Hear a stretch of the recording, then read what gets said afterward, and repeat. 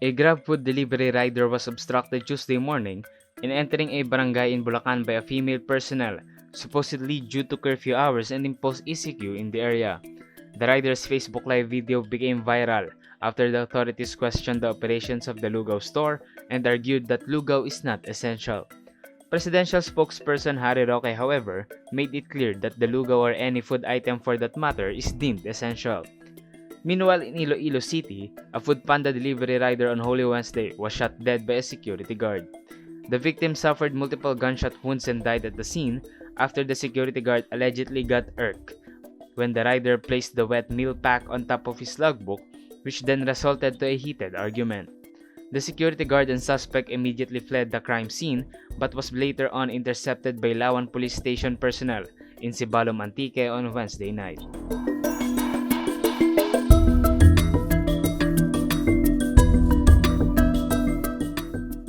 As violence and chaos continue to escalate in Myanmar after 2 months since the military seized control of the country, threats of civil war is building up between the public resistance and military forces.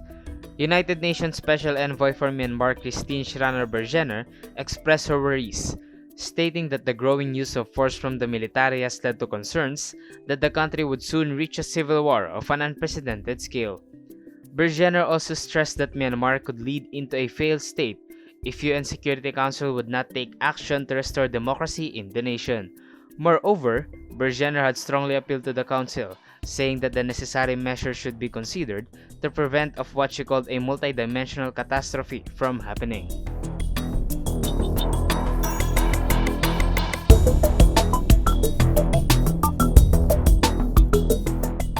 The hashtag Duterte Maniac has trended once again on Twitter after a viral video showed President Rodrigo Duterte attempting to inappropriately grope his housemaid on his 76th birthday. It can be seen in the start of the video that Duterte was blowing a candle from a cup of rice. His female houseworker then approached him while holding a sliced cake. Afterwards, Duterte seemingly tried to touch her lower body, in which she quickly avoided. In light of this, many Twitter users have called out both Duterte and presidential spokesperson Harry Roque for perpetuating and defending this kind of sexual behavior.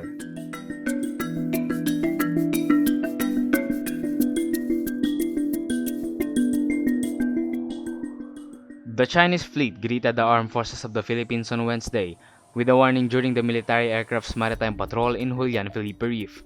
In a radio communication, the Chinese fleet ordered the AFP aircraft to leave immediately to avoid misunderstanding. In response, the AFP aircraft maintained that they were conducting a routine maritime patrol and will proceed on the surveillance according to their planned route. The Julian Felipe Reef is an area included in the Philippines Exclusive Economic Zone or EEZ. The Philippine military confirmed 183 Chinese vessels were seen within the reef. The media staff who joined the aerial patrol also reported Chinese infrastructures accompanied the boats in the said area. The boats were suspected to be fishing militias, which the Chinese ambassador Wang Xiliang denied. The envoy said the vessels will leave when the weather improves, despite footages from the patrol showing no trace of disturbance.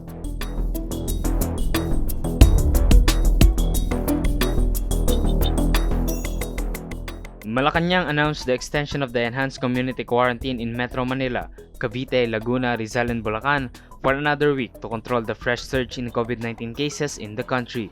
President Rodrigo Duterte has approved the COVID-19 Task Force's recommendation to put the Greater Manila Area or NCR Plus under the strictest form of lockdown until April 11, said the spokesperson Harry Roque on Saturday.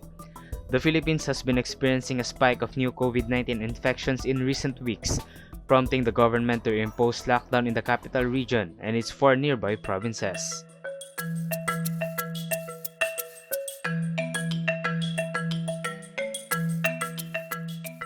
A yeast-based oral COVID-19 vaccine is now in the works thanks to Filipino-American Dominican priest and molecular biologist Father Nicanor Austriaco.